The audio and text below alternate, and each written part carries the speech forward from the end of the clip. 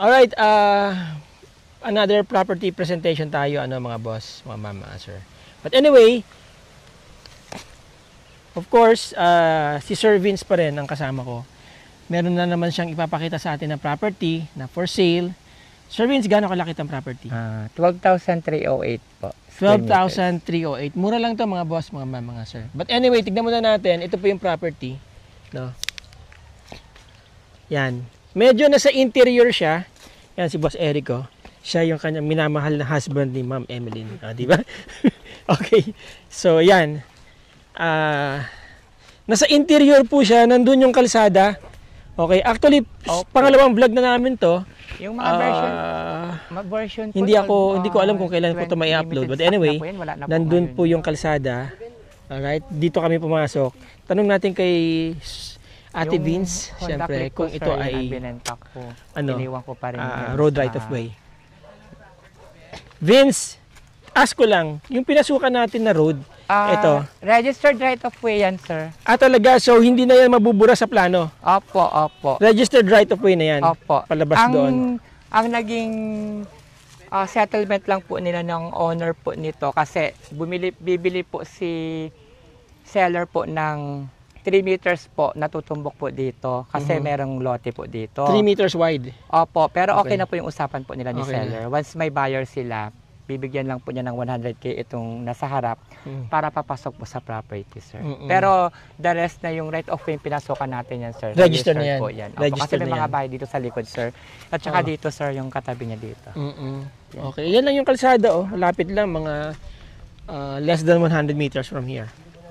Okay, Vince, magkano kaya kalapad kaya ang lupa? Siguro to, sir, may 40 po to 40 meters. Kasi, sir, hindi lang siguro mula dito, lang, no? Usually kasi, sir, sa isang span ng lote nasa 25 meters. Parang dalawa to, sir, Hanggang doon? Opo, hanggang sa may pagitan po ng bahay ng bakod po. Ayun. Anong nito, Vince? Ano ang dokumento? 3 title po to.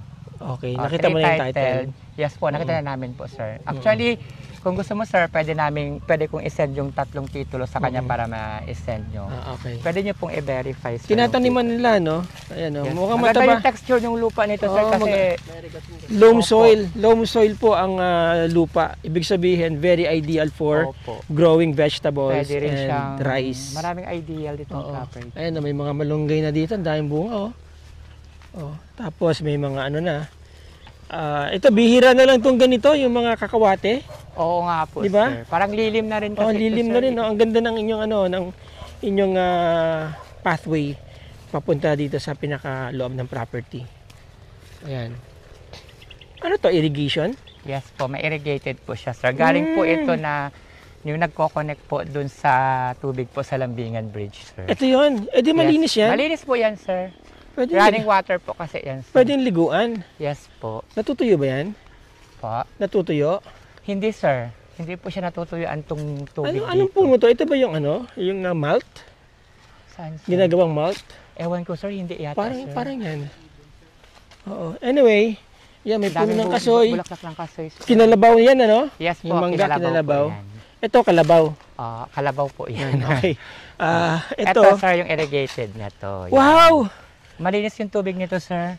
Wow, ang linis ng tubig. Lalo pag yung nagpakawalas sila ng tubig, sir, dito. Hawakan mo nga. Hawakan mo. Maliligo muna ako, mga boss. Ayan. Wow, ang galing. Pag nagpakawalas sila, sir, malalim yung tubig nito, malakas ang agos po. Paano kapag umuulan, hindi ba ito bumabaha? Hindi binabaha dito, sir. Tumataas lang ito? Yung taas nito, sir, normal lang po na taas niya. Pero pagka umuulan, gano'ng kataas to? Kalahati, no? Kalahati lang to, sir. Ayan, no? Merong may... Kasi doon sa dulo, sir, meron silang yung gate. Parang hinaharang na parang yun? Gate. Opo, may gate water po, napakal po yan. Oo. Yun. And then may mga mangga. Ilang punong mangga kaya meron to? Nasa 8 siguro to, sir. 8. 1, 2, 3. Now, ito ang ginawa nilang kalsada daanan dito. 8 to, sir, 8. Binubukid nila ngayon, ano? Doon sa dulo, sir, nagtanim po silang kamote. Ayan po. Ang ganda po ng ng lupa, loam soil. Ito po ang parang garden soil ito. Ito yung talagang very ideal for growing vegetables, Ideally, lahat ng crops, lahat ng pananim, gustong-gusto tong ganitong klaseng lupa. Loam soil. Yun. Tapos, kinalabaw, mangoes, lahat yan. Yan o. Yan, namulaklak pa, humabol pa. Upo. Tignan nyo naman, oh. Hindi nila inaasikaso, pero ang ganda ng tubo ng upo. Oh, yan, kinalabaw. You know. Pagka kinalabaw po kasi, bilog ang puwet. Pagka piko, matulis ang puwet. Yan. Hanggang saan to, Vince? Lagpas na po ng kawayan, sir, sa malapit na po sa dulo ng ilog. Yung sa may Lambingan Bridge, yung dulo nito, sir, na tubig. Okay. Ilog ba yung dulo niya? Oo, bes. Kaso mas damo na yung dulo niyan, kaya kuwan, sir. Malimitan lang. Oo. Di ba, pasilip na lang natin mamaya kay Butchokoy. Opo. Ay, yung ano yung drone. Ang bango ng bulaklak ng mangga, oh. No? Oo nga, sir. Ayun, no, kitang-kita dito yung, yung bundok anong tawag po dyan sa yun. bundok na yan? Parang Yung burol yan, sir, yung sa may Lambingan yan, eh. sa may lambingan, Ewan ano? ko anong pangalan ng bundok na yan, sir. Basta Angeles na rin yan, best, di ba? Ito yung kamote. Yes, kamote tinanim po nila dito, sir. Tsaka ang best, nalinisan yung Maganda yung cut ng lupa, no? Opo, maganda po, Oo, sir. maganda yung cut ng lupa. Mountain Tsaka ano view siya, siya talaga, sir. nakasetback siya dun sa Oo, sa yung pagitan. kalsada. Kaya eventually kapag talagang nag-increase ang ano diyan, ang vehicular traffic diyan, dito tahimik pa rin. Oo nga, No? sir. Kasi hindi siya sa main barangay Yung katabi road. niya, ano to, kalamansian? Opo, maraming kalamansi dyan, sir, yan. Kalamansi tsaka mangga rin, sir. Kalamansi tsaka mangga. Oo. Dito sa part, dito sa kabila, best.